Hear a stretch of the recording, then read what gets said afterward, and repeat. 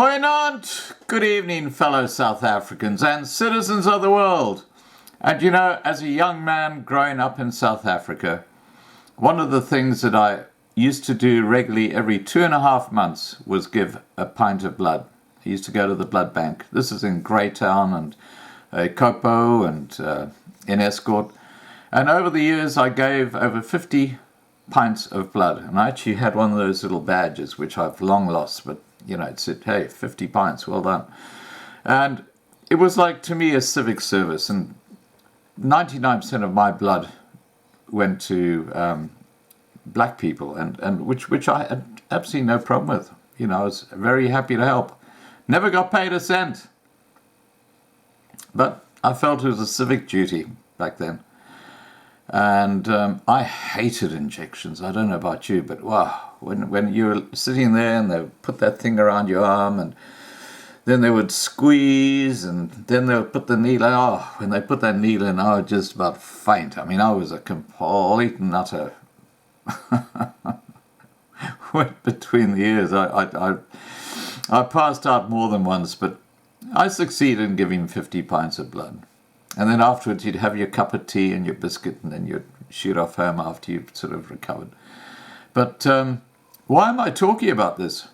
Well, we know how all the other government institutions in South Africa are just beset by corruption. Can you believe it?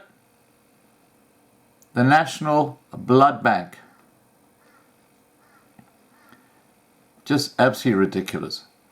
The salaries of executive directors of non-profit organizations, or NPOs, are under the spotlight in the wake of revelations that the South African National Blood Service, or SANBS, is paying its executives massive salaries while workers only receive half the normal bonus last year.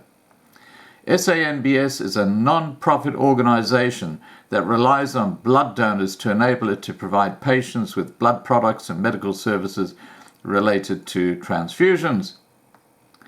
According to payroll documents in the possession of the Citizen newspaper, the SANBS paid CEO Dr. Jonathan Lowe 286,000 Rand in January last year after his appointment, and in May his salary jumped to 322,000 Rand per month. Now, for those of you who don't live in South Africa, that's probably about 25,000 US dollars per month. That's about, 6,000 US dollars per week for being the CEO of South African National Blood Service. The SANBS claimed this was not due to salary increase, as a January payment was pro rata, as he only started working midway through the month. This, however, did not explain why his salary was not increased in February. Abby Motoka, the Chief Human Capital Officer at SANBS, said the CEO's salary when he commenced employment was pro rata because he joined SANBS mid-month.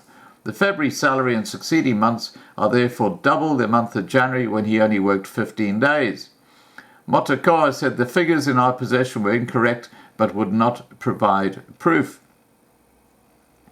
In 2017, the SANBS paid its former CEO, Trevor Vroom, a 4.8 million Rand annual salary, while the other 4 directors pocketed 9 million Rand. According to the King Code report on corporate governance, NPOs should remunerate directors and executives fairly and responsibly in line with benchmarks for the non-profit sector.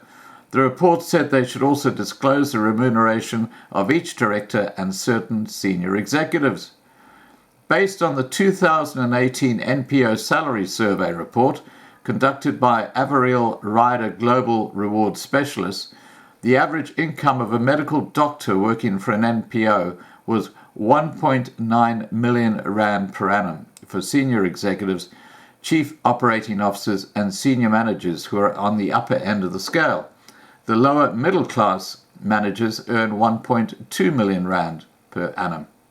This means Lowe's annual salary package of 3.86 million Rand was more than double than that of the highest tier of CEO salaries in the sector. Ryder, the founding member of Averill Ryder Global Rewards Specialists, said, "Organizations need to find a balance between paying too little and risking losing valuable employees and paying too much and unwisely spending the organization's resources." It is a globally recognized company that has conducted numerous surveys and also consulted for many profit, public and non-profit organizations in remuneration and human resources across Africa for over 40 years. SANBS board chairperson Jeti Simelane said the board appointed and approved all matters relating to the CEO remuneration package. She said, "All employee information relating to remuneration, including the CEO's payroll documents, are of a confidential nature." The National Health, Education and Allied Workers Union, or NEHAWU, said workers at SANBS were concerned that if what they claimed to be wasteful expenditure was not curbed, it would lead to the collapse of the organization and a jobs bloodbath.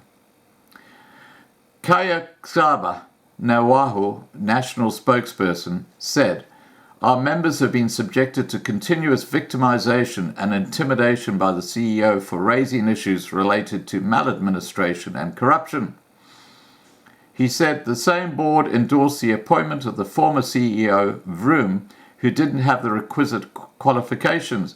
This is contained in the Werkman's attorney report, which the board has refused to release to the union since 2016. The citizens' request for access to the report was rejected. Nehawu also claims 4 shop stewards at SANBS were suspended for blowing the whistle on corruption. Lowe denies this. He said they were suspended for organizing an unauthorized gathering at the workplace and being aggressive, disruptive, and disrespectful at the meeting and spreading false statements in the workplace and on social media. So there you go.